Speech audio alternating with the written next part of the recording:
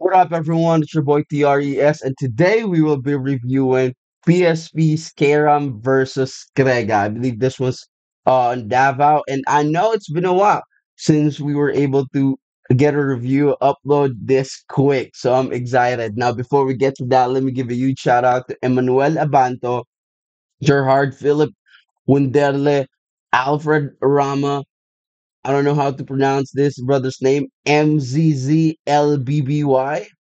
Abu Yus, my man Pet Sanity, Yuri Dope, my brother, Mzite, Shehi, Austin Luna, Mark Ryan Distor, Melky De La Cruz, Jesser Lastimoso, Melfish, Vincent Mizal, Larsery 432, and of course my brother John Marvin Santos. Now for all the other shout outs, I'll do that in a while. Let's go review this battle. Ng Cointos. Tama yung Cointos ha. Nanalo ng Cointos si Krega. Pinili niyang mauna si Kairam. Pangil sa Pangil, Davao City. Sabangan na!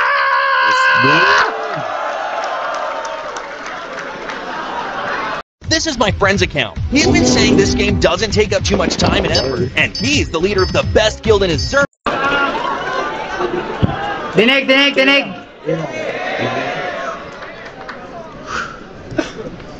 Congrats sa pagkadaog ni mo ni Mr. Lefty. Arang ka fighter jug ka pre.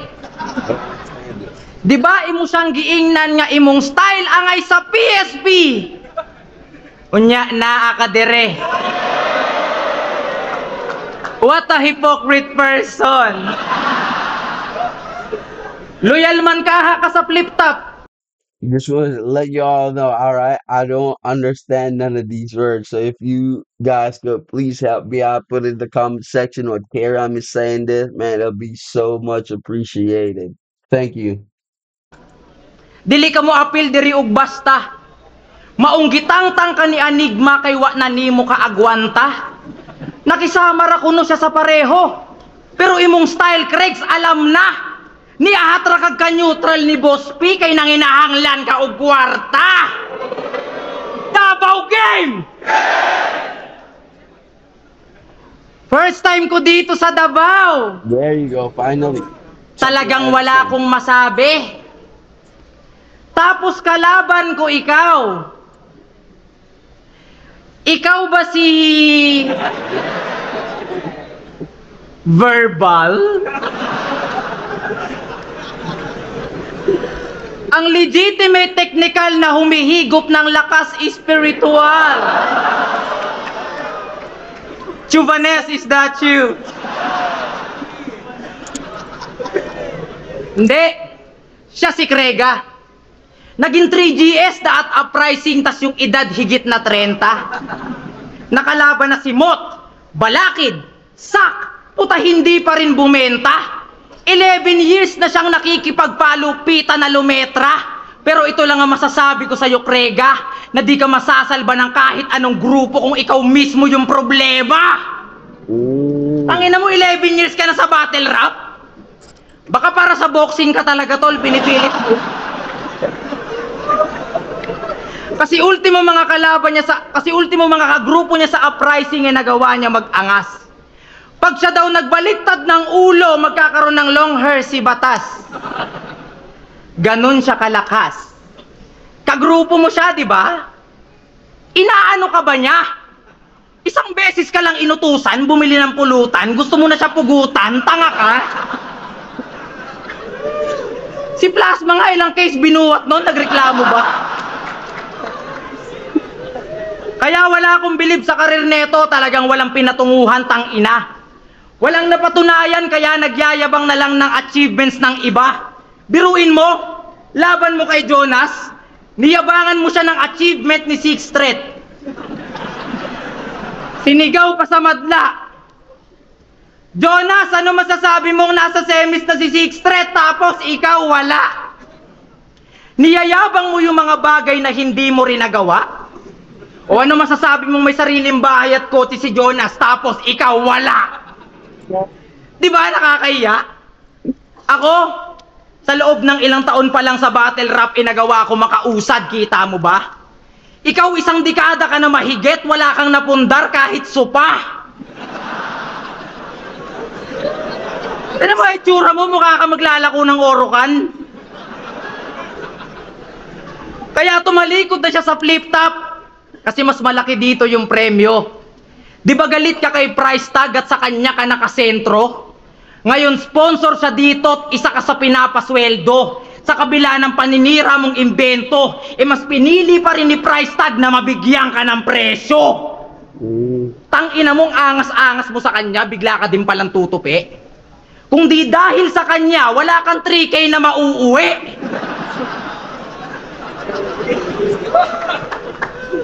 Kaya kung ikukumpara to kay Jo Marie, napakalayo talaga. Yung hinihiling mo na respeto sa kanya, anak ng puta, patawa. Wala na siyang kailangan pang patunayan sa'yo, tanga ka, kung natapatan ka nga ng price dyan sa mura mong halaga.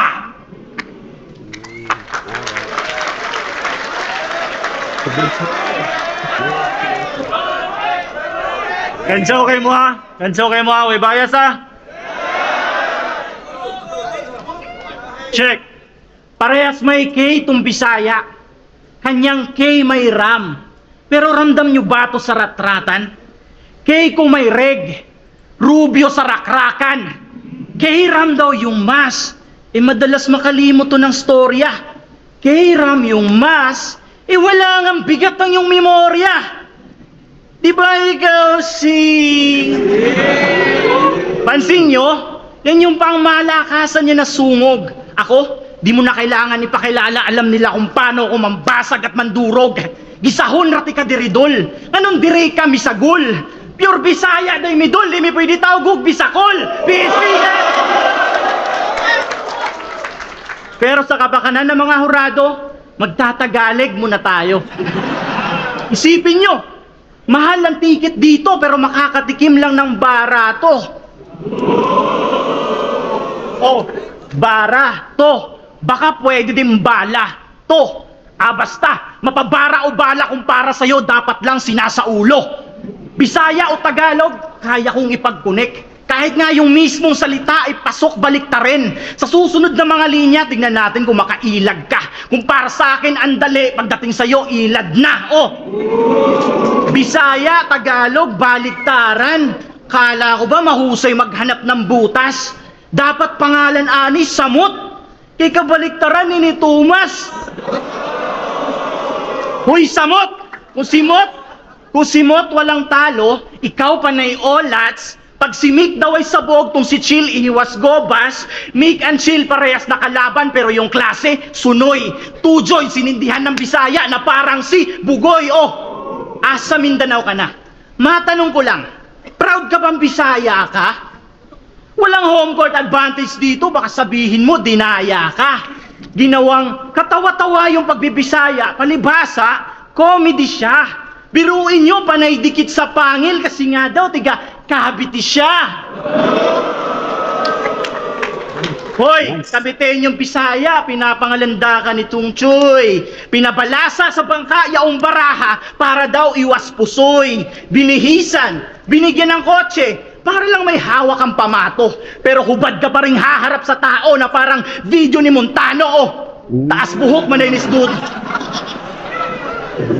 Taas buhok, manainis dudong. Pwede tawagon puti kag Inday. Naka-auto-connect na daw kanyang humor. Accent mo yun, Day! Sandali. Auto? Accent?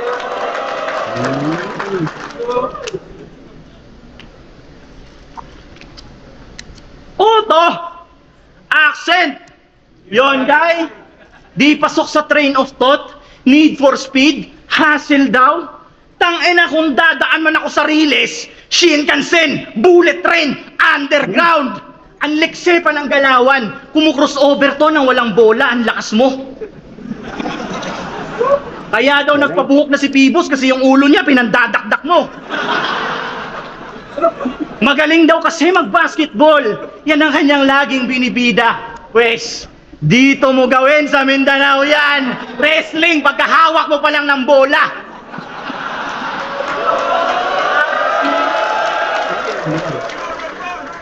I don't know if that's true. Okay, I myself is not a good basketball player, but is that true? People from Mindanao are a little too physical. That's what I'm getting from Craig. Diba? Sabi niya, wrestling daw. So parang Mindanaoans or yung mga Dabawenyo ba or mga Bisaya ba, they are a little too physical when playing basketball. Parang yung ano eh, nakita niyo ba yung ano, Dagestani kind of basketball. If you're not familiar with it, si Habib Nurmagomedov, si Islam Makhachev, mga ano yun, Dagestani sila ba, 'di ba?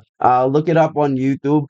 Check out paano yung Dagestani basketball, man. It's so wild and it's so freaking rough because yung wrestling at saka basketball, they fuse it together. Walang dribble, talagang puro tackle, parang NFL, parang American football yung dating. Man, it's so rough talaga. I don't know if it's the same thing sa Davao, ha. I'm just saying that's the reference that I am familiar with, yung that Dagestani kind of basketball. Look it up, man. I don't know if it's the same thing na sinasabi ni Krega. Put it up in the comment section kung ganun ba yun or whatnot. Or it could be something else. Paul Sunggo ni buang. Walang Paul wrestling pagkahada. Wes, dito mo gawin sa Mindanao yan. Wrestling pagkahawak mo pa lang ng bola. So that's the reason na pinost ko at shinare ko yun sa inyo because that's what I thought of immediately. Kasi sa Dagestan, ang main, I don't know if it's the national sport kasi Russia pa rin naman yan, pero ang main sport sa Dagestan talaga is wrestling. Combat sambo kasi yung national sports ng Russia, 'di ba? Pero sa kanila, sambo at freestyle wrestling. So in-infuse nila yun with basketball. So I don't know, huh? I don't know if they have their own kind of basketball or maybe it's just, exaggeration or whatnot. Pero sigawan yung mga tao eh. So please help me. Help a brother understand. Paul Sunggo ni buang. Walang foul hanggat walang dugo na pumatak. Yung galawan mong behind the back din yung tadyak. Kada pasa, low post, basket count pag nag-focus. Numero 1, galing C-balls pag nagturo to, D-rows. Pang circus lang yung sirkulo mo masisircumcise. Kahit nga yung poster sa poster kayang i-posterize, ano? Wala bang connect. Ang na-speak, spoken. Bagong meta yung tanga, ganun mag-break, broken. Pag nag-euro step, mag-hard connect. Galing. Hindi lang to basta. Break a leg, talagang break a neck. Sa totoo lang, ayoko na sana patulan to. Kasi ang dali, wasakin. Ano ba mawawasak dito eh? Basag na to sa banta ng ika-6. Pag nambuli ka ay corny, pang rookie ang yung flow G. Ako kahit OT, ala Kobe, pag nag-multi, mala 2G, hoy! Lubert Floyd! Lubert Floyd! Palpak ata trabaho mo. Ba't bumangon to? Oh, hindi yun palakpak. Pinalagyan ko lang ng pako, kabaong mo.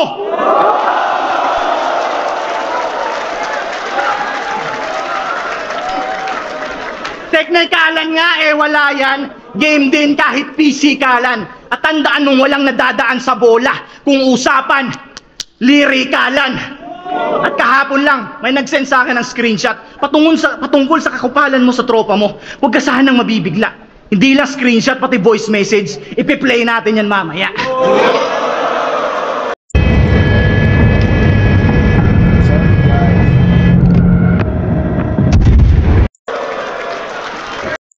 Wow. Sorry for the ads. Man, this is amazing. So, okay, let's talk about Karam's first round. As pa rin ng first round nila. Okay. These are the angles na ginamit ni Karam laban kay Krega. Line marking, career, comparison, achievement, at saka si price tag. These are the angles. Now, these are the lines naman na nagustuhan ko kay Karam. Excuse me. From his first round. Top three ito, I know some of you guys might have more, some of you guys might have less, but for me, these are the ones na nagustuhan ko. Number one, sabi niya, kasi ultimo mga kagrupo niya nasa uprising, nagagawa niyang mag-angas. 'Pag siya daw nagbaliktad ng ulo, magkakaroon ng long hair si Batas. Gano'n siya kalakas. Kagrupo mo siya, 'di ba? Inaano ka ba niya? Isang beses ka lang inutusan bumili ng pulutan, gusto mo na siyang pugutan, tanga ka. Si Plasma nga, ilang case binuhat no'n, nagreklamo ba? I like this kasi, um, nagawan niya pa ng kuwento yung ang paggawa niya ng ano 'di ba kuwento, yung story na yun or yung angulo na yun. Because I believe this was a reference, hindi, correct me ito ba yung reference niya kay, parang sinabi yata ni Craig ito kay ano, kay Moth, 'di ba? Tapos yung si Plasma tagabuhat ng case, reference naman nun is yung Looney versus Plasma Isa Buhay finals, tama? So, ang galing, paano niya napag-connect-connect yung mga bagay na yun and nagawan niya ng kuwento. Right? Hindi man totoo 'yun, again, 'di ko sinasabing totoo 'yun, hindi man totoo 'yun obviously. Ah, Comedic yung storytelling. Ito yung mga ano, parang husky, 'di ba? Nandun yung, which is ano, nandun yung creative part, o yung creativity.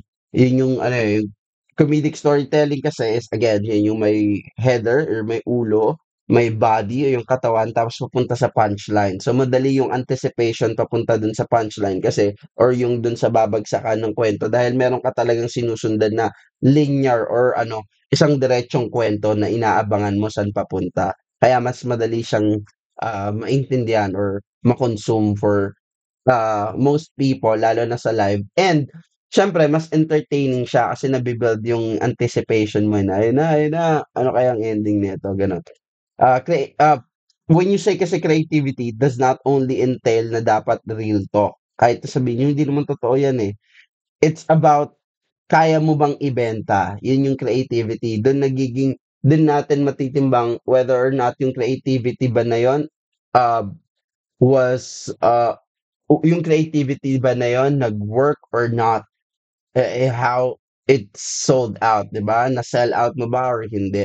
So, parang ano yan, parang mga movies, 'di ba, yung mga movies, most of the movies naman hindi naman totoo, 'di ba? Kaya nga movie siya. Pero ang pinakabatayan nila dun is nabenta ba yung movie or not. Dun masasabi kung yung movie, maganda or kung yung movie, is a success. Dahil ano yun, yung creativity nun and all that magbo-boil down sa kung paano siya nabenta. And guys, let me just make this one clear I know some of my videos ay sobrang, utal-utal, sometimes medyo hirap na hirap akong itawid, 'di ba, to the next thought or to the next word. Forgive me, I just wanna make this one clear out with y'all na I am still in the process of learning na maging mas smooth at mas maging fluent sa ating native language. I put that naman in the comment section the last video I posted. So, that's what I'm doing. Kaya kung makikita niyo, naririnig niyo ako na hirap akong magpaliwanag and all that's because I cannot get to the right word without losing the thought na gusto kong i-convey. Hindi kasi siya gano'n kadali i-translate, 'di ba, yung English sa Tagalog. Some people say, mahirap yung Tagalog sa English, mas madali sa Tagalog. Ako naman, it's the other way around. So please, but I'm doing my best, guys. I'm really doing my best to give it all na ma-consume natin lahat at may paliwanag ko ng maayos sa native language natin, for everybody's consumption. Okay, number two. So, I hope you guys understood. Number two, ito yung nagustuhan kong linya. Sabi niya, ako sa loob ng ilang taon pa lang sa battle rap, nagawa kong makausad. Kita mo ba? Ikaw isang dekada ka ng mahigit, wala kang napundar kahit sofa. This is funny coming from the angle that he is bragging about someone else's achievement against Jonas. 'Di ba? Yun daw yung ginawa ni Krega kay Jonas. Ang binrag niya daw is yung achievement ni Six Threat. Now, sabi niya, Jonas has a new house tapos bagong kotse na he doesn't have. Tapos ang ending nun naging sofa. Yun yung sinasabi ko na ano, na comedic storytelling.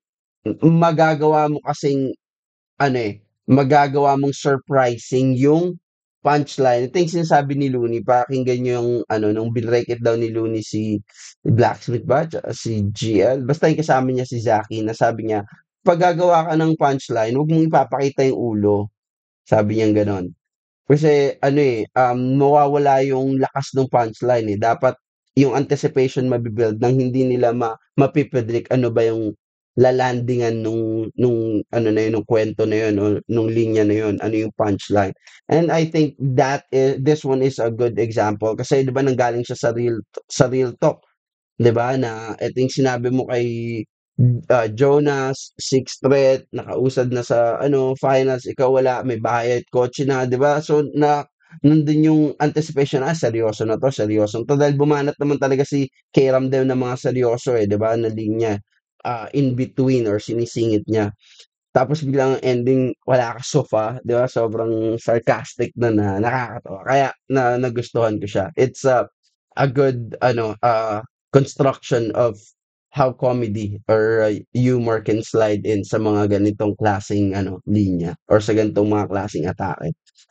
Third line na nagustuhan ko sabi niya, "'Di ba galit ka ay price tag at sa kanya ka nakasentro, ngayon sponsor siya dito at isa ka sa pinapasweldo. Sa kabila ng paninira mong imbento, mas pinili pa rin ni price tag na mabigyan ka ng presyo. Tangina mo, angas-angas mo sa kanya, bigla ka rin palang tutupi.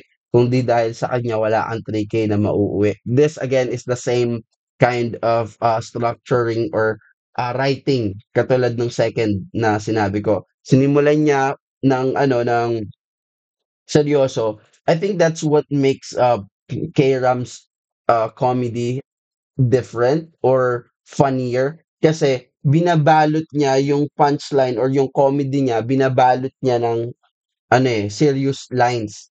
So, ang anticipation na mabi-build sa'yo naturally lalo sa live, hindi mo naman maiisip yun na, "Ang gagawin niya." Hindi naman, eh. 'Pag nasa live ka hihintayin mo lang naman talaga ano i-spit nila, eh. So, I think that's what makes it effective kasi ibi-build niya anticipation sa'yo, ipi-prime niya sa'yo is, ito seryosong linya 'to, which hindi mo rin masabi kung ano ba yung seryoso, ano ba yung hindi dahil nag-i-spit din naman talaga siya ng mga seryosong linya, eh, 'di ba? Katulad nitong price tag na 'to, merong pagitan niyan sabi niya 'di ba, anong pinili pa rin price tag mabigyan ka ng presyo tapos huminto siya sa kanya, "Tangina mo, ang angas-angas mo sa kanya bigla ka din palang tutupi kung di dahil sa kanya wala kang 3K na mauuwi." 'Di ba? So, babalutin niya yung joke na magandang linya na yun ng joke ng isang magandang serious lines or real talk or personals, whatever it may be, talagang polar opposite. So, yung anticipation na na-build sa'yo is akala mo, ito bars na talaga 'to or seryosong linya na 'to and then mauuwi sa 3K na mauuwi ka lang sa 3K, 'di ba, na punchline. So, I think that's what makes it very effective sa mga jokes or sa mga linya ni Kairam. Oh, iba yung sarcasm niya, amazing. Okay, si Krega naman. And by the way guys, hindi ko pala mabibigyan ng maayos na, ah, at least opinion or insight yung first part ng ginawa ni Kairam because obviously I don't understand yung mga linya na yun. So please don't judge me, don't roast me in the comment section. Guys, Tagalog nga, hirap na hirap ako. I'm doing my best. Ano pa, Bisaya pa kaya. Okay, ito naman kay Krega. Ito yung mga angles niya, play style, selfie bars, Bisaya, basketball, then style breakdown. These are the lines na nagustuhan ko kay Krega. Top 3 to. I know some of you guys might have more, some of you guys might have less, but these are the ones for me. Sabi niya, isipin niyo mahal ang ticket dito pero makakatikim lang ng bara 'to. Ngayon yung bara 'to, hindi kasi binigyan niya emphasis yun, put nga in the comment section yung mga nakakaintindi ng Bisaya, ano ba yung bara 'to sa Bisaya? Barya ba yun? Coins ba yun? Kasi ang alam kong ba parang bara, 'di ba yung nabara, yung nasupalpal, yung, binara mo naman si ganito parang nasupalpal, eh, 'di ba? Oo, yung makakatikim ng barato or ano ba yun, fruit ba yun, barato or gano'n. Pero ang alam ko is bara na linya or bars and then yung barado na supalpal. But I know there's something in it, itong barato. Put it in the comment section ano yung isang layer na yun na na-missed out ko. Pero maganda, eh, sabi niya, "Oh, barato, baka puwede ding balato or balato na" 'di ba yung ano ka, na-shedan ka ng ano, ng blessing ng ibang tao tsaka yung bala na bullet. Basta mapabara o bala kung para sa'yo dapat lang na sinasaulo, dapat sinasaulo. Nasa ulo, mine-memorize, headshot, sinasaulo, and then yung choke. This is also a good way of jabbing si Kiram sa mga ano niya, 'di ba, pag-choke niya, stumble niya. So I like that. Ang daming layers ng simple lang, pero this is something na napansin ko sa mga taga Davao. Simple lang sila gumawa ng mga wordplay pero ang daming layers nila talagang tinatamahan. Sila Six Threat, sila Sak, 'di ba? Kahit si Fukude, ganito yung mga ano nila, style nila, 'di ba? Pero I think ang best talaga in terms of doing lines like this or constructing lines like this, si Six Threat. Si Six Threat talaga. Pero mas elegante para sa akin naman yung sulat ni Sak Maestro. Kasi si Sak Maestro, hindi lang basta magfo-focus sa gano'n, may mga internals pa siya na syllables na ang sarap pakinggan tsaka sa tenga. Maganda yung choice of progressive words ni Sak Maestro. Now this one naman is the second line na gusto ko kay Krega. Naka-auto-connect na daw kanyang humor, accent mo yun, Day. So yan, then explain naman niya, auto, tapos yung humor, auto, accent, tsaka yung Hyundai. Yung accent kasi is ano yun, 'di ba? Sedan ng Hyundai which is a Korean car model, 'di ba? Or car brand. So, sabi niya naka-auto connect na daw humor, accent mo yun, Day. So, sinasabi niya dito na hindi naman talaga nakakatawa daw yung joke mismo, yung linya ni Keram. Ang nakakatawa is paano niya pino-pronounce or yung accent na ginagamit niya kapag pino-pronounce niya yung words. Kaya sabi niya, kumbaga hindi ka nakakatawa, yung accent niya lang yung nagdadala dahil exaggerated yung accent niya na ginagamit kaya napapatawa niya yung tao. And maganda rin yung second layer nun na ginamit niya ang sasakyan. Ibig sabihin, yung mga tao kaya natatawa, kumbaga sinasakyan na lang siya. Nage-gets niyo? Dahil 'di ba yung second meaning na punto niya dito is accent, Hyundai, sasakyan. So yung mga tao daw hindi naman talaga natatawa dun sa linya, dun natatawa lang sa accent niya, sinasakyan na lang siya, kaya siya nache-cheer. Nage-gets niyo? They're riding along with it. Ang galing, 'di ba? Sasakyan tapos sinasakyan ng mga tao. Kumbaga sinasakyan, exaggerated yung ginagamit niyang accent or pronunciation kaya napapatawa niya yung mga tao at kaya sinasakyan ng mga tao, yung gano'n. Dahil sorry, pero ano 'to, 'di ba, parang, um, isa 'to sa mga hindi ko alam kung dark humor ba 'to, pero humor ng mga Filipino, 'di ba, yung mga accent kasi ng mga Bisaya pinagtatawanan. 'Di ba, kunyari brewed coffee, 'di ba? Broad, meron akong narinig na gano'n, broad coffee daw. Sabi niya, sa US 'to, umorder siya, taga, Cebu, babae 'yun. Pero ano naman, nakilala ko siya, magkapila kami pareho sa SB and then broad coffee. So, hindi siya naiintindihan nung puti na baristang babae. So, I explained it to her na sabi nung Cebuana na Filipina is that she just got in the US nga daw for like what, weeks. So, I help her out and all that. So, yun. Sa Philippines kasi 'di ba yung mga Tagalog, pinagtatawanan yun, 'di ba yung accent na gano'n. So, yun yung sinasabi niya dito, ini-exploit yun ni Keram na ginagawa niyang mas lalong ano, nakakatawa, which is negative nga naman impact sa mga Bisaya dahil they are being made fun of sa kanilang accent. Kaya daw sinasakyan ng mga tao kasi nga because of that toxic humor ba ang tawag do'n, but I don't know. Put it in the comment section lang what you guys think of that. Pero maganda yung train of thoughts done. Now this is the third line naman na nagustuhan ko kay Krega. Sabi niya, kada pasa low post basket count kapag nag-focus. Numero 1 galing si Bulls. Eto please, eto rin hindi ko masyadong naintindihan 'to. Yung galing sa Bulls ba or sabi niya galing si Bulls? Hindi ko alam kung lugar ba yun sa Davao, si Bulls or sa Bulls kasi naintindihan ko numero 1, number 1, jersey number ni Derrick Rose tapos Bulls, Chicago Bulls.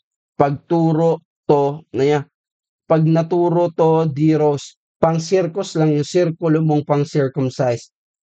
Excuse me, kahit nga yung poste sa poster kayang i-posterize. Wala bang connect? Ang nag-speak spoken, bagong meta yung tanga, gano'n mag-break, broke, broken. So I love the internals, yung progression ng thought and yung kayang i-posterize yung poste nga imagine mo hindi nagagalaw yun, established yun, binabaon sa lupa yun yung poste ta's kayang pang i-posterize. Posterize meaning dadakdakan and pinanggalingan din ito ng linya na patubo daw ng buhok si Phoebus kasi ginagawa ng bola ni Keram ta's dinadakdak ta's posterize. Yun, low post is, another basketball move sa ilalim yan, eh, 'di ba? Sa, um, malapit sa ring, mga power forward and the, centers are the ones na kilala gumamit ng ganyang basketball move. Ayan, tapos yung maganda yung mga internals niya dito, yung sirkulo mong sirkulo, circumcise kahit yung poste sa poster, eh, kayang i-posterize, ang ganda. Yung posterize, like sinabing parang wala namang connect yun, eh, 'di ba, yung poste sa poster kayang i-posterize. Yung siguro 'pag yung poste kaya mo i-posterize, ano yun, 'di ba? Ay, make sense na, "Uy, lakas mo, isipin mo poste hindi gumagalaw yun, nakabaon yun, bato yun, konkreto yun, ta's kaya mong dakdakan." Pero ginawa niya talaga, sinadya niya talaga na it does not make sense yung posterize to make an emphasis, heavy emphasis dun sa wala bang connect, siya na nga mismo nagbasag, 'di ba? Kasi yung poste sa poster ibig sabihin yung poste sa loob ng picture yun, eh, 'di ba? Paano nangyari yun? Pero he made it obvious or sinadya niya talaga yun na it does not make sense para i-mock yung style ni K-Ram of comedy na yung comedy mo wala namang sense, eh. Or baka si Kripling jab niya dito dahil si Kripling gumagawa ng ganitong ano, 'di ba, linya. Kaya sabi niya, binasag niya rin yun mismo or dinisect niya, sabi niya, "Wala bang connect?" Ang na-speak, spoke, spoken, yun pala yung gusto niyang sundan na skema dun, yung poste, poster, posterize, speak, spoke, spoken, bagong meta yung tanga, ganun mag-break, broke, broken. Yun pala, ang galing, di ba? Dalawang, dal excuse me, inom lang ako water.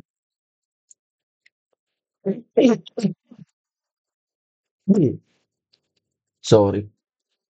So, dalawang klase ng writing style, pinag-connect niya without sacrificing the thought, without sacrificing the credibility at saka without sacrificing yung punto, yung objective na gusto niyang gawin na pinapamukha niya dito yung style ngayon ng mga comedy or ng mga ano, mga nagjo-jokes na battle rapper or walang connect or walang kwenta. Yung sinabi niya, yun ang bagong meta, eh. Ang galing, imagine niyo dalawa yun ano, napag-connect niya yung post. Tapos ang ginamit niya pa na connecting ano dito line is yung mismong punchline.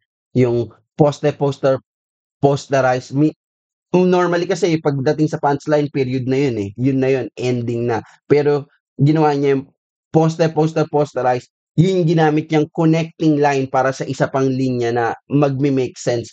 So individually nakatayo sila. Individually, kahit hindi mo isabing walang connect sa speak, spoke, spoken, kayang tumayo mag-isa ng posterize, eh. Kaya niyang tumayo mag-isa. Tapos yung isa rin wala bang connect, speak, spoke, spoken, kaya niya rin tumayo mag-isa. Yet nagawa niya ng paraan na pagdugtungin yun. At yung pangalawang linya is maging yung ano, maging yung overall covering nung buong concept. Galing. Ayan yung mga maliliit na sample size train of thoughts execution.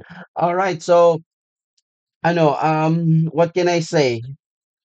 Siguro tong first round I would really have to give this kay ano, kay Krega. I thought kay Kram na 'to kasi ang ganda nung pinakita niya, how he started out.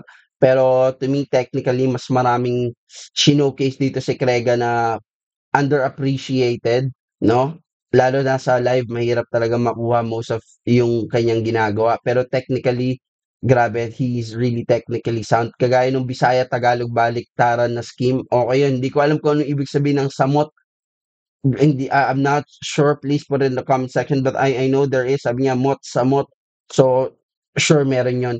So to me, ito rin yung ano, a good example nung sinasabi ko sa inyo last time na pupuwede mo namang gawin pareho sa isang materyal nang hindi mo sina-sacrifice yung credibility ng sulat. What do I mean by that? 'Di ba yung isang yung basta iisa lang yung backbone. Halimbawa ito, dito si Krega nag-jokes, 'di ba nagjo-joke siya pero kilala siyang technical or bars kung tawagin nila. Pero dito pinakita niya pareho nagjo-joke siya at saka nagte-technical writing siya pero hindi 'di ba, hindi nasa-sacrifice yung credibility ng bawat approach dahil pinatayo niya sa isang backbone. Kumbaga, iisa yung puno, magkaiba lang yung branch.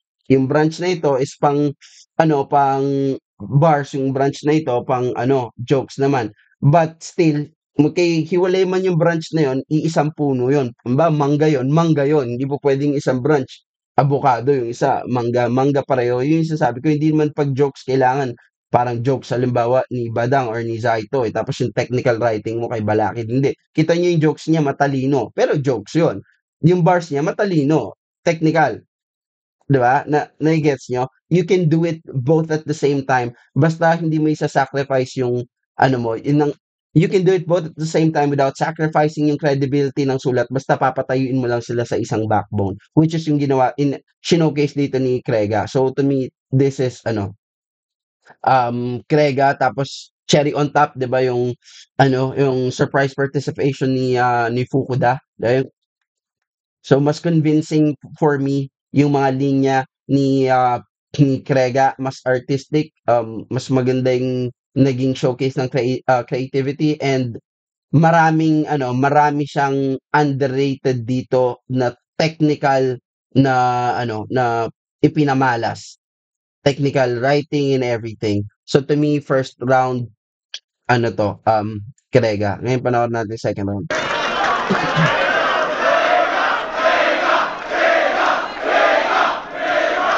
Ang inang to, dapat daw pangalan ko Samot. Tanga talaga. Ikaw di ba may egg ka sa pangalan? Dapat betlog ka. Round to game! Pansin nyo ba? Bihira to magkagig. Kaya madalas na lang tong magpa-event sa kanila. One time, nagpa-event to sa kanila, in-invite niya kami ni Mot na magkasama. Agad naman kaming pumayag kasi si Krega magaling din makisama. Ika niya, wag na kayo magdala ng kotse kasi may service naman si Papa. Buong akala ko FX na pamasada. Pinangsundo sa amin. Ayan, guys, sorry pinost ko sa very awkward moment. Pakinggan natin ulit yan. Ito yung sinasabi yung comedic storytelling. This is a perfect example of that. 'Di ba may mga peak siya na sinasabi na pamasada. Nararamdaman nyo dun sa sa kanyang emphasis kung malapit na ba tayo dun sa punchline or malayo pa. Kanyari, 'di ba sinabi niya, kaming dalawa sabi niya in-invite niya kaming dalawa ni Mot na magkasama, agad naman kaming pumayag kasi si Krega magaling naman din makisama. Pababa yung intonation niya. So alam mo na medyo malayo pa tayo sa punchline. Nagigets niyo yung mga maliliit na bagay sa storytelling or sa public speaking na it makes sense for people na aral like myself. Forte ko yun, yung public speaking. So maliliit na na yon, na jits na yon, nakukuha mo kaagad yan, okay, malayo pa ako. Oy, malapit na siya. Kasi nung sabi niya, huwag kayong magdalang kotse kasi may service naman si Papa, mataas na yung intonation niya coming from baseline. Pakinggan niyo ulit para I'm just sharing this sa inyo guys para naman kayo guys tinutulungan niyo ako na palawakin yung kaalaman ko, di ba? At yung mga bagay sa akin sa comment section, lalagyan niyo, oh boss, mali ka dito, ganito dapat yan. Boss, ito yung ibig sabihin nun. Lods, ito yung ganito, ganyan. Ako naman, let me share naman a little bit of my knowledge naman with you guys. Ulitin natin pakinggan niyo. Now you will hear the story differently. Ito, good example to ng comedic storytelling. Kahit yung mga downward inflection lang, upward inflection ng tone of voice, meron ka na agad good anticipation or good grasp kung nasaan na tayo ng kwento. At yung mga anticipation na yung mga malilit na upward inflation na yun yung nagki-create ng subconsciously, nagki-create yun sa atin ng anticipation na, uy, ayun na, ayan. Kasi naririnig mo tumataas na yung di ba? Yung inflection ng boses niya. Pakinggan ulit natin guys Ika niya, wag naman kaming bento sa kanila. Kaya madalas na lang tong magpa-event sa kanila. Diba? Puro pababa. One time, pababa. Nagpa-event to sa kanila, in-invite niya kami ni Mot na magkasama. Agad naman kaming pumayag kasi si Krega magaling din makisama. Sa baba. Ika niya, wag na kayo magdala ng kotse kasi may service naman si Papa. Ano? Buong akala ko FX na pamasada. Yung boses.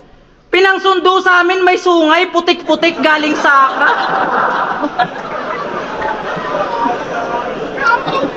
Narinig ko na lang si Moto, ibang tamaraw yan ah.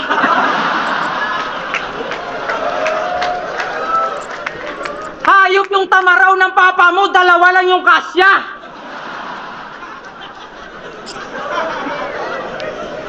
Sabi namin, tol, lakad na lang kami kasi parang yung tamaraw ng papa mo may speed limit na yan.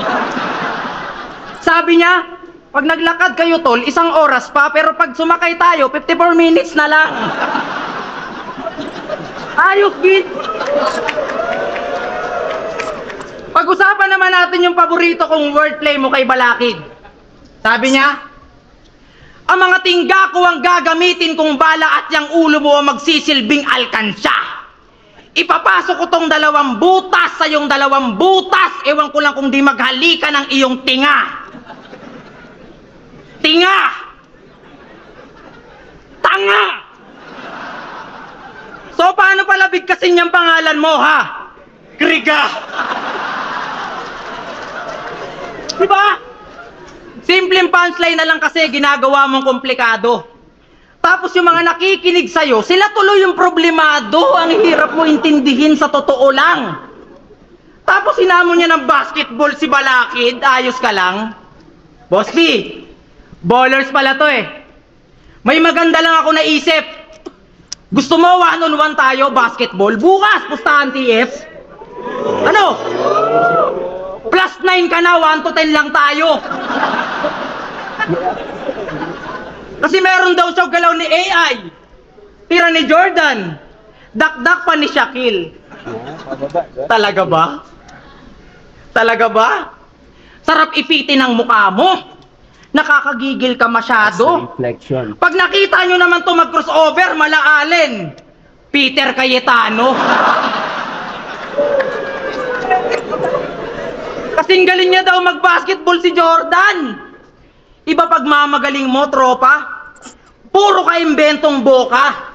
Sobrang bobo nito pagkakaintindi niya sa streetball. Diretsong bola. Pero may sinalihan na liga to si tropa. At yung coach nila nang hingi ng favor. Sabi sa kanya, Krega, crucial na. Palitan mo yung commentator. Bangko! Kaya kung usapang basketball lang, tangina mo, mas magaling pa sa'yo si Kibuloy.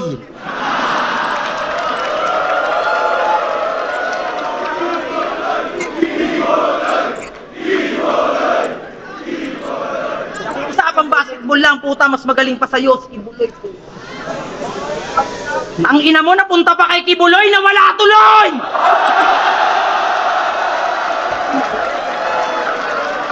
Pero nakita na! Kaya sa mga judges, sana yung angle ko na yun, intindihin nyo ng mabuti. Anong gagawin ko? Nasulat ko na yun, hindi pa siya nahuli.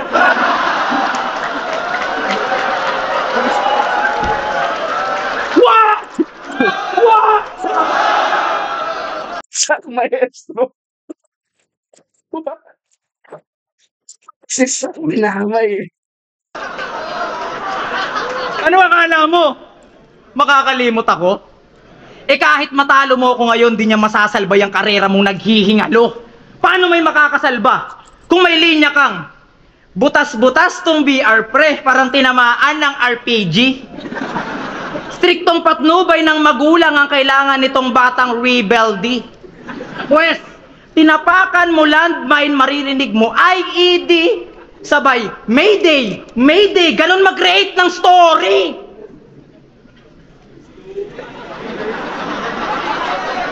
Mayday? Story? Bobo ang puta, halatang kahit grade 6 di ka nakagraduate, chong. Pumunta ako dito sa Davao para sabihin sa'yo na my day yun!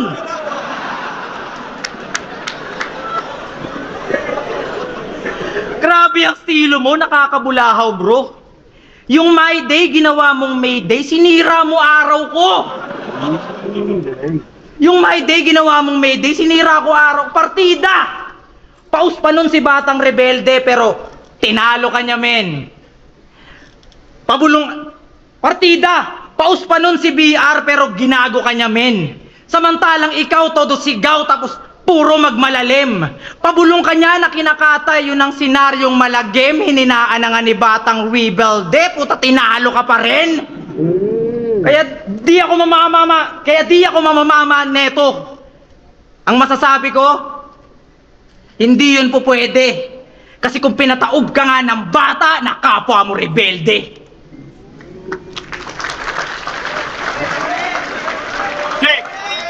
Pinatawag daw ng bata na kapwa ko rebelde. Yung laway mo kailangan ata ng balde. Dapat dito ka sa pangil, kaya mga bangkil na sa wisdom tools. Kala ko naman makakalabang ko na si Badang. Kaya pala wisdom tools. Konektado dito sa rapper na yung pangil bagang. Kasi tignan nyo naman yung gilagid niya. Sobrang kintab. Ordinaryong unggoy dito sa Asia, yung uso bumabaliktad.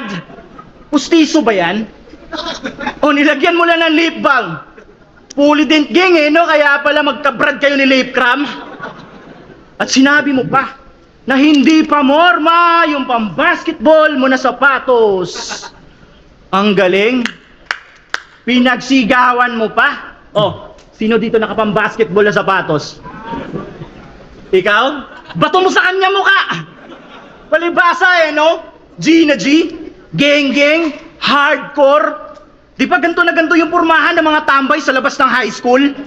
Hoy, rapper na walang laman, freestyler ng Wataman, sino ka? Kada spit dikit sa judge na parang bubble gum, hiso ka. Kaya pala peke ang kagat, gaya ng pustiso mong Marfil. Tagal mo nang nagla-line bite, di ka pa rin tinubuan pa ng pangil. Ako, makamandag na parang Viper. Kung usapan lang ay pangil. Evo 6 Tommy McKinnon, kung usapan lang ay Lancer. Iwan tong bao-bao. Kasi nga tulong gisto. Hoy, sarhento ka palang boy, magbigay galang ka sa senyoris mo. Shernan, M-Sight, Lip Cram, Pistol. Rest in peace, Lil Jan. Yun yung mga bayaw na may tira. Pero nung pumasok ka na sa eksena, doon na kami umalis ni Enigma. Oo, pinatrabaho ka sa akin ni Arik at Pibos. Pabor sa 3GS. Sa katunayan, pinabaunan pa nga nila ako ng konting dis. Baog ka raw. Hindi ka makabuo ng bata. Baog ka, bayaw? Oo nga. Baog ba? Isa man itagyaero. Pataka man lang og pamaak. Yung aso mo nakawala. Baka nga po mapahamak. Kasi puro marking lines lang to si Mark. Pero wa man lang makadapat. Puro talak sa pagkalat. Pero pagkagat ha, baka tagak. Ikaw, mahinang klase. Hindi mabisayang dala mo. Sabi ko, mahinang klase. Hindi bisayang dala mo. Letrahan ang banatan dito. Sa pagitan ng mga nangunguna. Nung mga itinanim na mga nauna, isa ka sa bulok na bunga. Hindi tayo magkapantay kung iisipin. Sa akin ang gagaling yung binhe, ikaw, marami ka pang bigas, nahahakutin. Kada talsik ng aking laway ay nagiging pambasbas. Pinapakita ko sa iyo baitang para masipat mo antas. Bakit? Kapag komedya ba mababaw? Kapag matalinghaga malalim? Yung ba yung sukatan para may huminto? Para sa akin kung paano mo hinulma para maibenta, ganun yun. Kung tunay kang ginto, ano? 21 na ngayong buwan. Sulit ba ang pag-antay sa iyong kalabisan? O sadyang pinaekseko lang yung natitirang mga araw para sa nalalapit mong katapusan? 2.45 sa ulo, no? Benta ang pagkadali. Pagkatumba, taas baba na para bang naglalagari. Sandali, masyado bang brutal ang pangyayari kung sakali? Wag muna nating ubusin yung bala. Namnamin mo muna yung kalahati.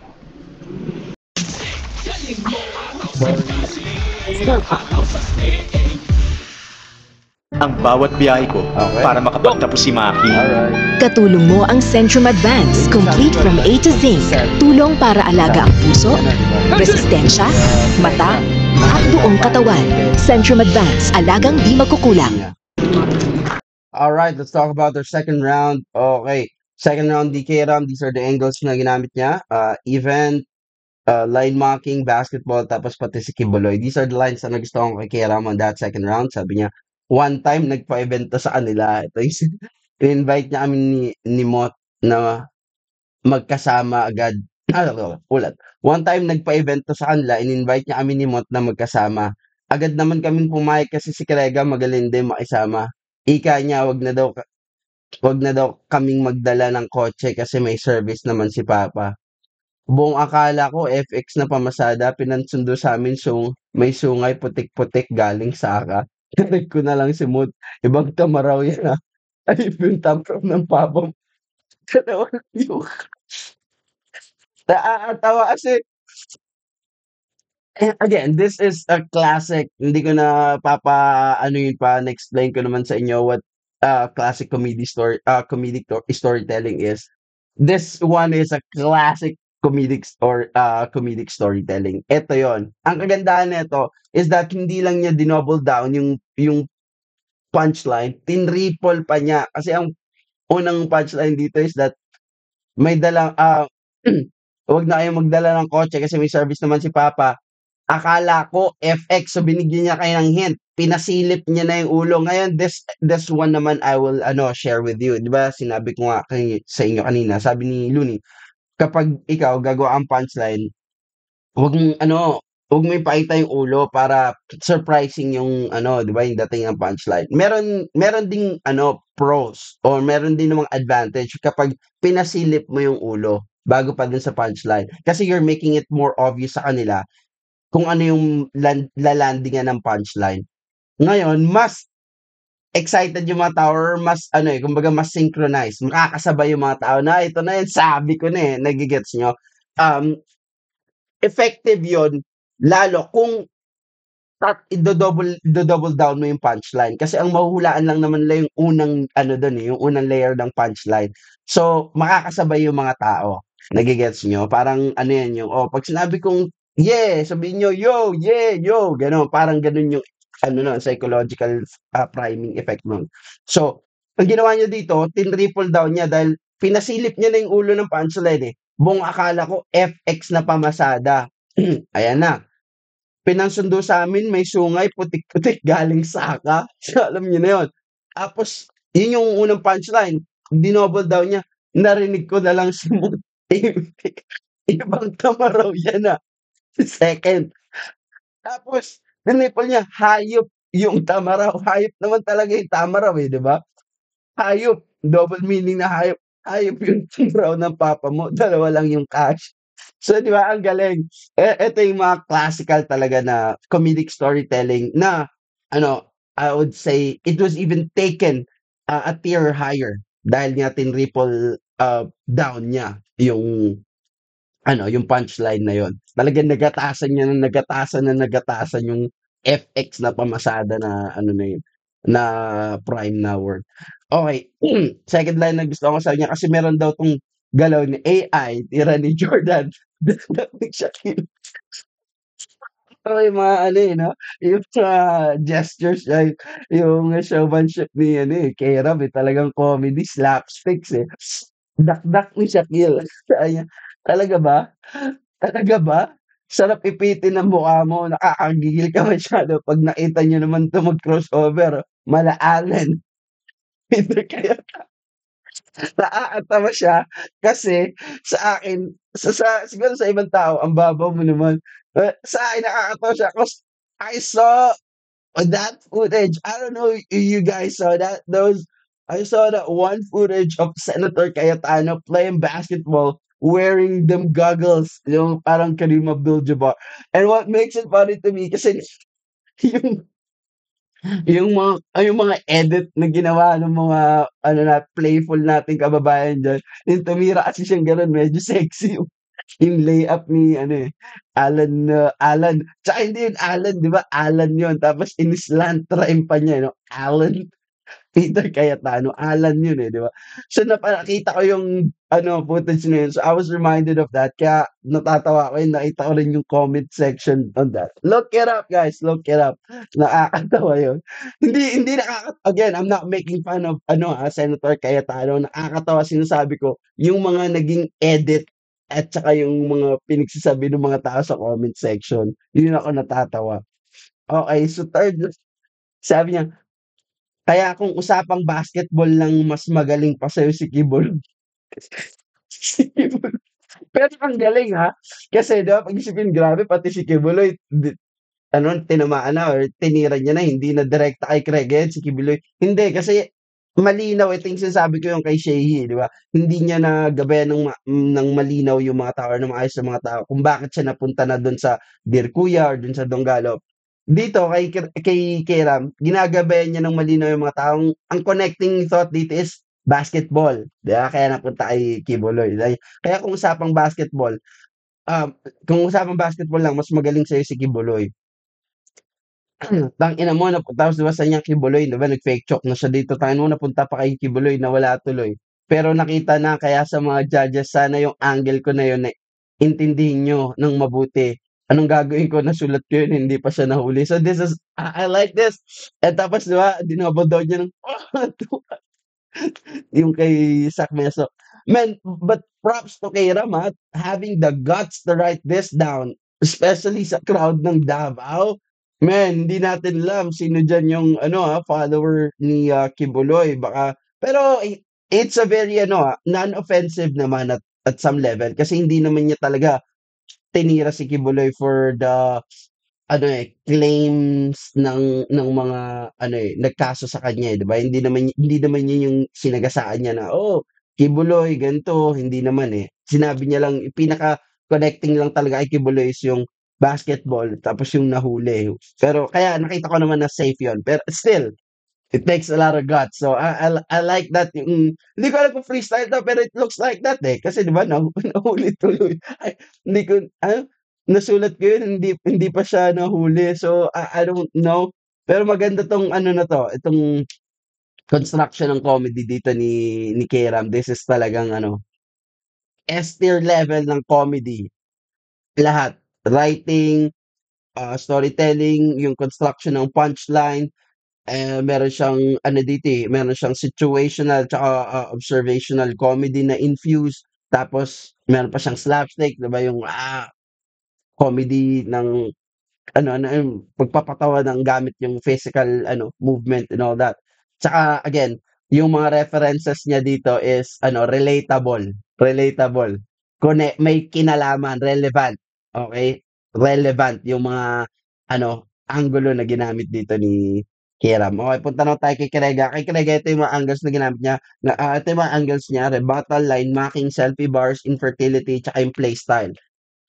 Sa round 2 ni Krega, I don't know with you guys, pero sa akin, isa lang yung naisulat ko. For you, some of you guys might have more, some of you guys might have less. Pero ito sa akin, yung naintindihan ko ng, uy, okay to Kasi parang ang daming linya ni Krega na natutulugan eh. 'Di ba? But ito, nagustuhan ko to. Katulad ng Lancer, 'di ba? Maganda yon kung car enthusiast ka. Kaso parang masyadong niche yon as a punchline or as a line. What do I mean by niche? Hindi kasi very lang kasi yun eh. Small portion of people yung nakaka-gets or what do you call this? Yung nakaka-appreciate kasi hindi naman lahat 'di ba car enthusiast. So tapos sobrang lalim pa nun nung ginamit niya na reference na yun. Ako nga, car enthusiast na ako pero hindi naman ako, hindi ako masyadong familiar in terms na kasi Lancer, I believe, discontinued na yun sa Philippines eh.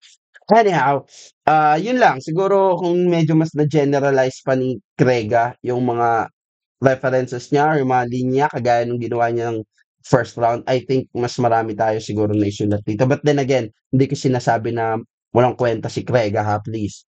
Yung mga natin dyan, kapatid sa Davao. No.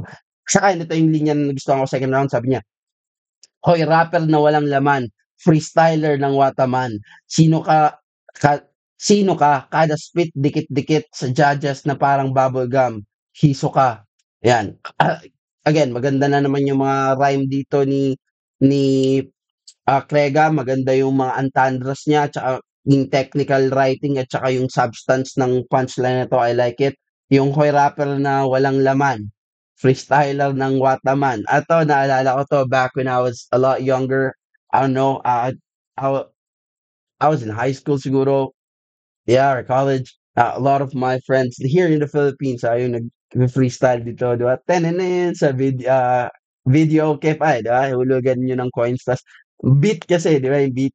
Eh, sabi niya, rapper na walang laman, freestyler ng Wataman. Kasi normal, di ba, freestyle ka, wala naman talaga substance yun. Ang hinahabol mo lang doon yung, yung syllables, di ba? Yung rhyming. Kaya niyan sabi niya na, hoy, rapper na walang laman, freestyler ng Wataman. Yun daw yung naging training grounds ni Keram, kaya siya walang laman. Dahil nga, pag nag-freestyle ka sa Wataman noon, hinahabol mo lang talaga yung, yung rhyme or yung syllables nun. Sino ka?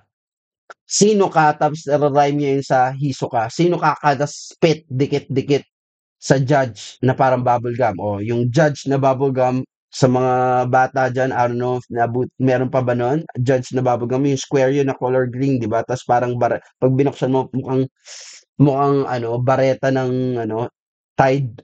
Di ba? Ganun color green yun. Dikit-dikit. So, dikit-dikit. Bubblegum, di ba? Dikit-dikit. Pag nag-spit, di ba? Pag in-spit mo yung bubblegum, di ba? Dumidikit naman tayo sa lapag, sa ilalim mo, pag dinura mo.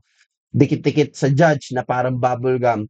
Hisoka. Anong kinalaman ng Hisoka? Si Hisoka is, hindi po yung battle, hindi ko alam kung may kinalaman yung Hisoka talaga na MC dito. Pero yung nakuha ko na dito, Antandra, si Hisoka ng Hunter x Hunter. Ay, inabot ko pa yung na yun, yung anime na yun. Kasi si Hisoka, siya ang nen type niya is transmutation. So, nababago niya yung type or yung properties ng kanyang aura, ng kanyang nen. Yeah. And yung kanyang pinaka, hindi naman power, pero kanyang pang-atake is yung bungee gum. Kaya ginamit niya yan kay Gon nung naglaban sa tournament, di ba nilagyan niya dito si Gon ng bubble gum, tapos sinila niya. Nagiging elastic, nagiging parang rubber yung yung kanyang nen, na tawag niya dyan bungee gum. So, yun yung nagustuhan ko. So, for me, second round, kay Keram. Kay Keram to, undoubtedly. Maganda yung mga technical writings dito ni Krega. Siguro, meron lang siya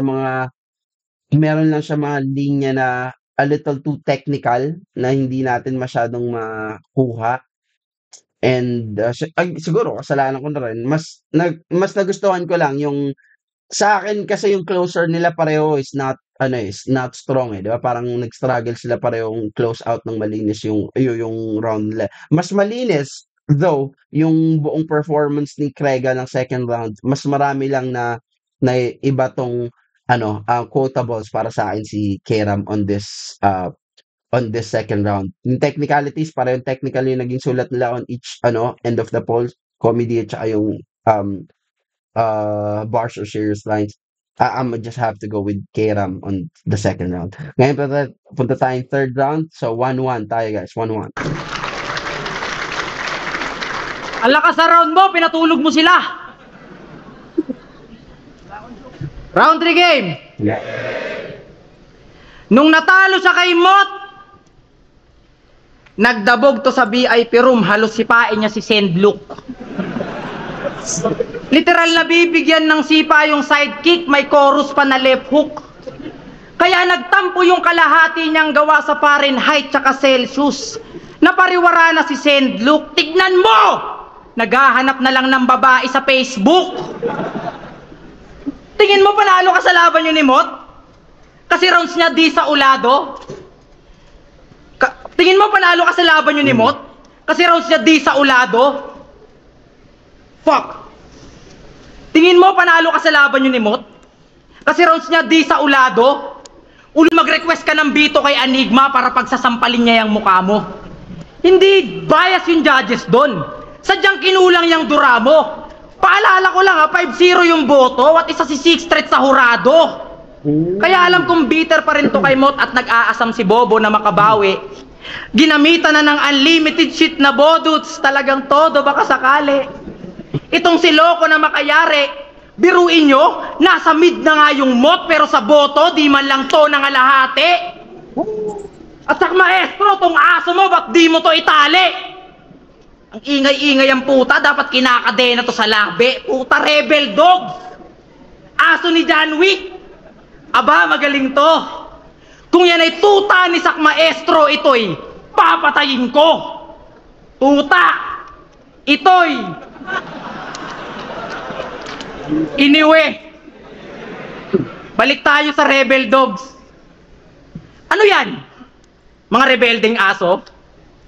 Samahan ng mga nakawala sa amo? Tarantado! Oo, mga mukha kayong aso, tas yung mga member puro thunders. Sila daw yung rebel dog at ang paborito nilang kainin, Pampers! Minsan EQ pag nasa village sila. Kala ko ba isda ka? Ba't bigla-bigla ka nagiging aso, pre? Ayay, wak-wak man siguro ne. Yan na ba yung kahayupan mo na walang kapares? Ano na, Mr. Surugates? Kala ko ba ikaw ang pinakamatalino sa lahat ng iyong klasmates? Mas bilib pa ako kay EJ Power kasi sa isa buhay naging class S sa kabila ng pagiging sundalo niya doon sa United States. Tama? Tama. Pero maiba. Sinabihan mo si Sur na ang wawak ng kanta niya. Kala ko ba technical ka? Ba't gumagaling ka magpatawa? Kung makapunan ng kanta to, napakinggan ko yung hit song nila ni Apok, awit naman. Puta, 1,400 views agad, 5 years pa lang.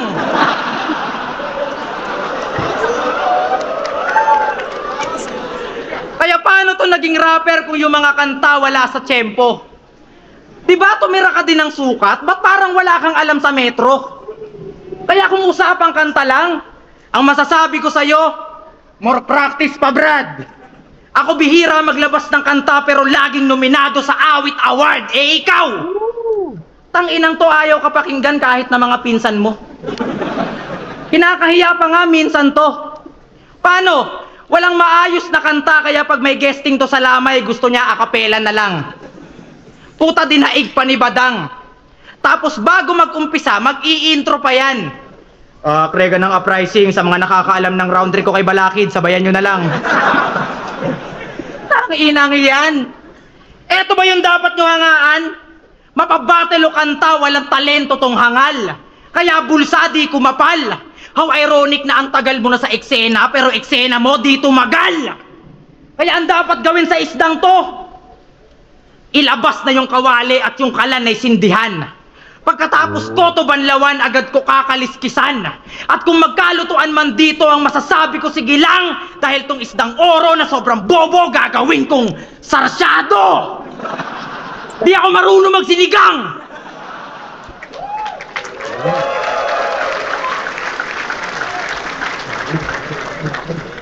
Puro invento ang puta. Check!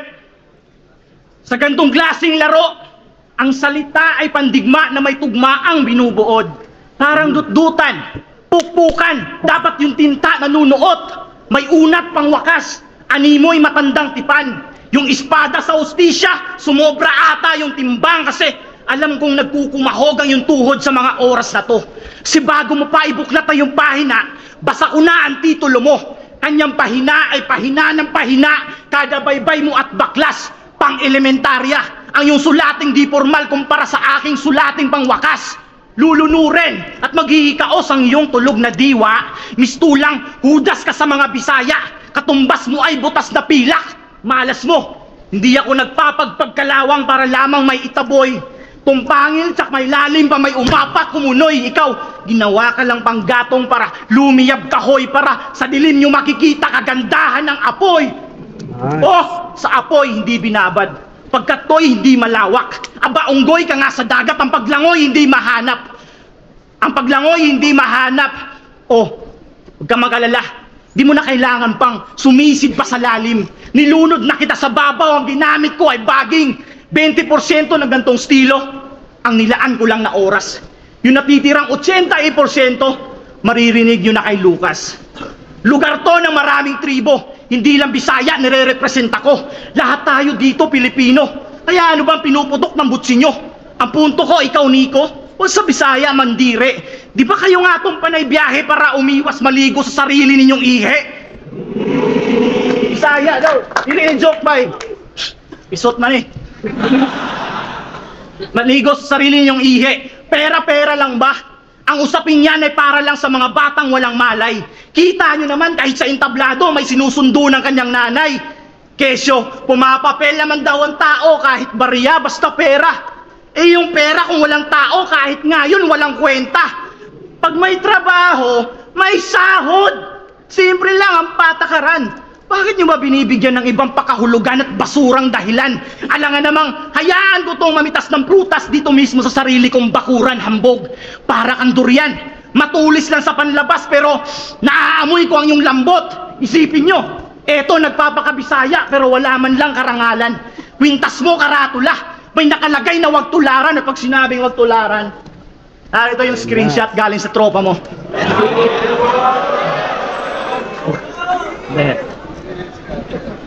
Ano? Batas sama mo makatingin. Ang pangit no kapag sa'yo ginawa ang mga bagay na hindi dapat gawin. Magsilbi kang halimbawa. Ito ay payong kapatid. Nakakasugat yung dila, mapaminsala, nagiging anyong patalim. Mga hurado, hindi naman sa nangingialam. Pero kapag basura, huwag nyo napuntusan pa yung kalakal. Kapag basura, huwag nyo nang puntusan pa yung kalakal. Timbangin nyo yung mga linya kung kapupulutan ba ng aral. PSB, alam nyo na, karangalan din na mapabilang. Pero pwede rin Airbnb. Ako'y nakisilong lamang panandalian. Si Phoebus, mga hurado, tayo at mga tao, andito tayo para sa konting pag-asenso. Dahil hindi ito naganap ng isang araw lang, dumaan tayo sa isang matinding proseso. At sa mga MC sa susunod, mag-ingat kayo, delikado. Makinis na entablado. At tandaan yung maling madumi ang DDS pero sa pangalan ng 3GS ikay malinis. Nilampaso. Alright, wow.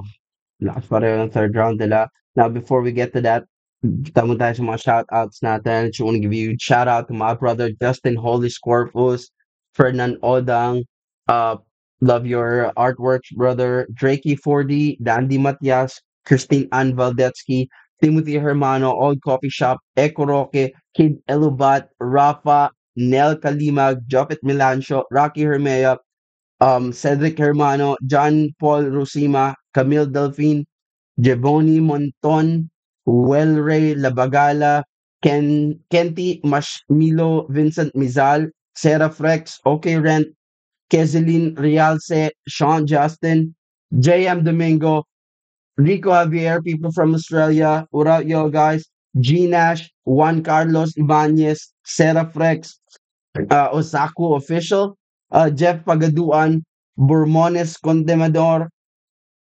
Dorico Frederick, and my brother from Norway, of course, Sean Memphis, love you, and special shout out kay Giselle. Hey Giselle, first time pala kitang mababate here sa natin vlog. Hey, nothing but love, G, nothing but love. All right, so let's talk about the third round. Okay, third round ni K-Ram. Ito yung mga angles niya, Mot, Rebel Dogs ay yung affiliations na grupo daw ni Krega. Parang mali pa yung na-post ko na tsura ni Krega dito. Tapos, yung songs. Ito naman yung mga linya na nagustuhan ko kay K-Ram from his third round. Sabi niya, balik tayo sa Rebel Dogs. Ano yan? Mga rebelding aso, samahan ng mga nakawala sa amo. Talantado, oo, mga mukha kayong aso, tas yung mga member, puro thunders. Sila daw yung Rebel Dogs at sa paborito lang kainin, Pampers. Now, I know some of you guys may say na, grabe, ang babaw naman yan. But I see kasi yung yung correlation na ginamit niya kung ba't siya napunta dun sa Rebel Dogs. Diba, in-ending niya yung second round niya kay Batang Rebelde. Kaya dinugtong niya dito sa Rebel Dogs. Tapos yung syllable niya ng member, Thunder, sila daw yung Rebel Dogs at paborito nilang kainin, Pampers. At saka yung antandra niya na si Krega daw is bata o aso daw ni Isaac Maestro. This is a good example of, kanina nabanggit ko yung observational at saka yung situational comedy. This is a good example of observational comedy. Ibig sabihin is yung mga bagay na nakikita mo naman talaga sa pang-araw-araw, yung alam mo, daily lives mo, nahahaluan mo ng humor. Nage-gets mo? Halimbawa yun, 'di ba, totoo naman nakakatuwa kasi yung mga asong ano, yung mga stray dogs, 'di ba, laging mga nasa basurahan 'yan, they're scraping stuff tapos laging may bitbit na Pampers yung Pampers or diaper, nappy, 'di ba, yung mga dogs na 'yan ta's dami silang galis and all that. So ayun, eto yung observational comedy. It's isang bagay na, nakikita mo araw-araw at na ano, nahaluan mo ng comedy, observational comedy. Another example of observational comedy is halimbawa yung mukha, ano, pango, malaki mata, malaki tenga, kalbo, yun, observational comedy yun. Situational comedy is situation naman. Nagagawa mong gawing light or comedic yung isang bagay na yung isang sitwasyon na seryoso or sa sitwasyon na hindi naman talaga nakakatawa. Halimbawa, 'di ba may mga kaibigan tayong magaling sa situational comedy, yung, "Grabe nung high school ka natae." 'Di ba hindi naman nakakatawa yun, eh. Especially kung sa'yo nangyari yun during that time natatay ka ta's wala kang CR, hindi nakakatawang ano yun, pagkakataon. Pero kapag kinuwento mo na yun nagiging situational comedy na siya. Yun po yun. Okey, number 2. Sabi niya, "Yan na ba yung kahayupan mo na walang kapares?" Ayan, galing sa Rebel Dogs, sinundan niya, hayop naman. So, ito yung mga malilit na technical writing naman ni Keram na kailangan din nating i-appreciate. "Yan na ba yung kahayupan mo na walang kapares? Ano na Mister Surugates?" Ganito kasi yung ano, eh, 'di ba? Si ano kasi, Krega, napansin ko para siyang si ano, eh, si Target Achilles, 'di ba si Target, yung second phase ng ano, ah image ni Target or nung in-embrace niya na character is yung ganito, 'di ba, yung wala masyadong siguro mas may emphasis lang si Target in terms of punchlines, pero yung pagtatahi ng mga salita ay choice of words, yung mga matatalinhaga, halos parehas sila dun. And mahilig niyang Tagalogin yung surrogates, 'di ba, yung mga Tagalog ay mga English word na yun sabi niya. Yung kahayupan mo na walang kapares, ano yan, ano na Mister Sorogates, akala ko ba ikaw yung pinakamatalino sa lahat ng iyong mga klasmates, eto na, ginawa niya ng ano, hinaluan niya na ng comedy. Mas bilib pa ako kay EJ Power kasi siya sa isabuhay naging Class S sa kabila ng pagiging sundalo niya dun sa United States. Ah, United Status. So, I like how ito yung mga line marking or style marking na creative at may art. Hindi yung sabi mo kay ganito, hindi lang yung basta hindi ko sinasabing walang kwenta yun, pero ang sinasabi ko ibang flavor ito yung pinapakita ni Kiram dito sa ano, sa linya na 'to dahil nag-create siya ng sarili niyang ano, 'di ba, bars or lines na ma-e-exploit or magiging katatawanan yung pinamalas na yun before ni Krega. Grabe itsura ni Krega, oh, buwisit na buwisit kay Kiram dito, ah. Okey, third line sabi niya, "Pero maiba, sinabihan mo si Sor na ang wak ng kanta niya. Akala ko ba technical ka, ba't gumagaling ka na magpatawa?" Uy, sarcasm. Kung makapuna ng kanta 'to, napakinggan ko yung hit song nila ni Apok, awit naman. Puta 1,400 views agad, 5 years pa lang. So eto yung good, combination ng sarcasm, irony at saka yung looping. Patawa tapos yung 'di ba, patawa ang ano niya dito, anchoring line niya is, "Akala ko ba technical ka, ba't gumagaling ka na magpatawa." Double meaning yan, magpatawa na nagjo-joke siya kanina, 'di ba, tsaka magpatawa na ano, patawa ka ba, hindi seryoso yung sinasabi mo, joke. Tapos sabi niya gumagaling ka lang magpatawa tapos yung punchline niya dito is, siya yung ginawang subject ng katatawanan. So maganda yun yung tinatawag na looping naman, pinapaikot mo, you're circling back. So, sabi niya kay Krega, "Gumagaling ka magpatawa." Tapos bandang huli ang punchline, eh, ginawa mo siyang katawa-tawa. Ayan, so sarcasm, irony, tsaka loop. Okey yun. Dito naman tayo kay Krega, third round niya. Ito yung angles niya, yung pen game tsaka selfie bars tapos ano na talaga, technical writing na yung inatake dito ni Krega. So, for me sa kanyang third line meron siyang mga linya na ano, ang dami talagang linya ni Krega na natutulugan. Pero again kasi, kagaya nung timbangan na ginamit natin kay Sixth Threat at tsaka kay Shehi, part kasi ng responsibility talaga ng isang MC is gawing consumable yung linya nila, 'di ba? Kaya nga sabi natin naiintindihan natin kung ba't natalo si Shehi. kay Sixret, though maraming sabing kay Shehi yun. Dahil merong isang parte dun na hindi natutukan o nabigyan ng magandang ah, emphasis ni Shehi, which is yung make it consumable, make it understandable for us dahil iba talaga yung yung environment sa live. So, marami siyang natutulugan linya dito dahil nga talagang nag-double down siya na technical writing, which is sobrang technical para sa atin lalo dahil na nasa post na ito, mas naiintindihan natin. Sayang lang kasi ang gaganda ng potential katulad nung durian, 'di ba, naaamoy ko yung lambot mo, tapos yung apoy, 'di ba, ma-appreciate mo daw yung apoy sa dilim, yung kinahoy, apoy, yung kahoy, oy, kahoy na kahoy, wood at saka yung kahoy na salita, yun. To me, ito yung dalawang linya na nagustuhan ko sa third round niya, eh, sabi niya, "Pera-pera lang ba? Ang usaping yan ay para lang sa mga batang walang malay. Kita niyo naman kahit sa entablado may sinusundo ng kanyang nanay." Ang ganda nito dahil ang dinidiscuss niya dito si Akata tapos binigyan niya ng malaking emphasis at saka talagang, ah, sopla. I don't know if that's the right word, si Lanceta kasi si Lanceta 'to, eh, 'di ba? Si Lanceta yung ano, eh, um, yung ginab niya dito dahil si Lanceta 'di ba, admittedly naman sa kanya ginamit niya yung nanay niya last time para pumera, 'di ba? Sabi niya, "Pera-pera na lang." Ang punto niya kasi dito, yun ang issue ni Akata, 'di ba, yung pera, bayad, and all that at parang sabi niya naging recurring theme na yan sa battle rap na lahat na lang ng sumasampa parang laging may issue sa pera, 'di ba, si Akata and all that. Nakalimutan na nila dapat maging grateful sila dun sa platform dahil binibigyan sila ng pagkakataon na i-showcase yung kanilang artistry, yung kanilang sulat, 'di ba? Pero dahil naambunan na ng konting kasikatan, sabi niya naging pera-pera na lang palagi yung usapan, hindi na naging pagalingan.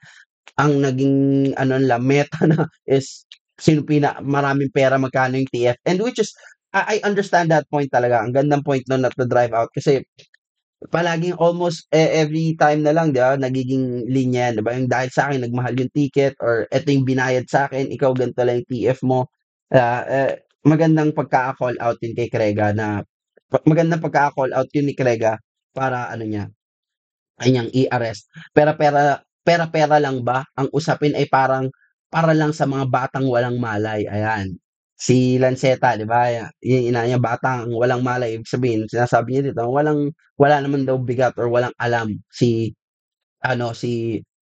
Lanceta, puro pera lang. Kita niyo naman kahit sa entablado may sinusundo ng kanyang nanay. Ibig sabihin kailangan mo pa ng guardian, hindi mo kaya sa sarili mo, hindi mo kayang pangatawanan, tayuan, or panindigan yung mga pinagsasabi mo ditong angas, bata, sumbong nanay ka. Though hindi yun patungkol kay Kayram, alam ko sasabihin nila, pero hindi yun patungkol kay Kayram, pero kasi as a whole, you would understand yung kanyang yung concept ng kanyang third round. Kaya sa akin, I give it a slip. Though again, some people might say na hindi yun patungkol kay Kayram. I understand that. I think it's naman, puwede nating i-excuse yun. Pangalawa sa niya, PSP, alam niyo na karangalan din mapabilang, pero puwede ding Airbnb, ako'y nakasilong lang panandalian. So I love this, respect and honoring kasi uprising siya, eh, 'di ba? So sabi niya, "Hindi ako lumipat ng bahay. Alam ko sa entablado mismo ng PSP niya in-honor si Arik, in-honor yung Flip Top, in-honor yung grupo niya na ako'y nakisilong lang panandalian." And that naintindihan ko ang punto dun na that is to help hip-hop as a whole. 'Di ba kasi siyempre isa sa mga mabigat na pangalan sa Davao, it would bring eyeballs sa live event, and it will help yung event mismo to have someone established in that local, scene na na i-promote.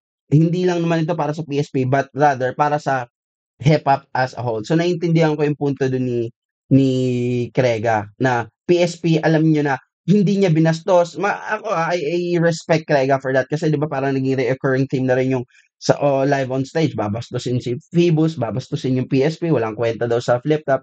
Si Krega, he views it on a different lens na hindi lahat 'to para sa hip-hop. Whether PSP, Pulo, Motus, Flip Top, everything is helping out to progress yung hip-hop community. Sabi niya, PSP, alam nyo, karangalan din, di ba?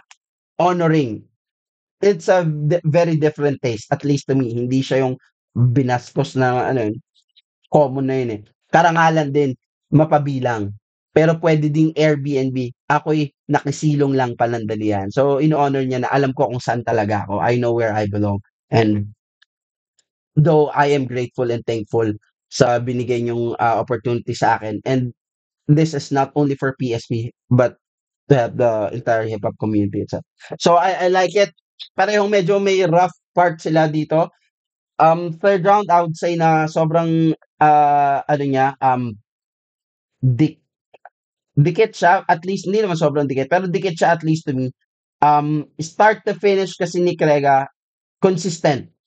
Consistent yung lines, yung technical writing, technical writing and skill na showcase niya, consistent from beginning to end. Linear siya, yun naman, linear siya. So hindi siya nagpipik, hindi din siya bumababa. Walang dry spot dito si Krega, at least to me ha. At least to me, hindi porket hindi hiniwa ng mga tao, dry spot na, at least to me lang, sa akin lang yun. Walang dry spot, kaso, the same breath, wala rin masyadong nagpipik na moments. Linear lang, diretso.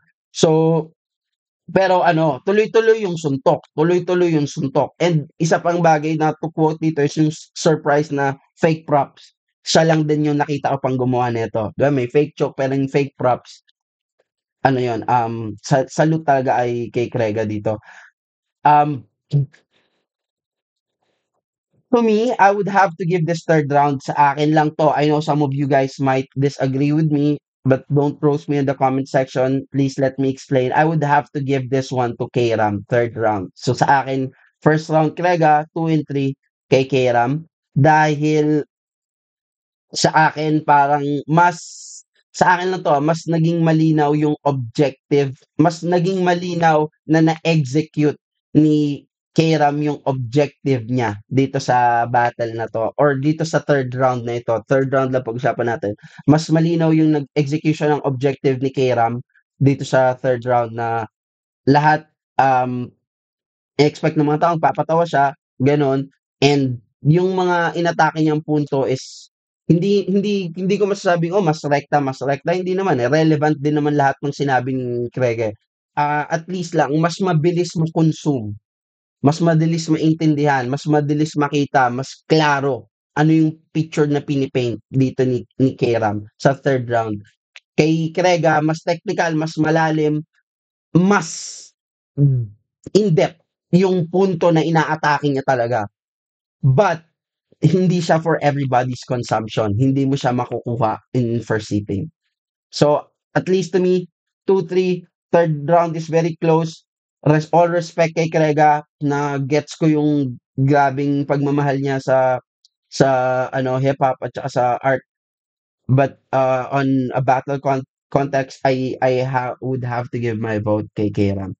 Yun lang guys. Pakinggan natin yung judges.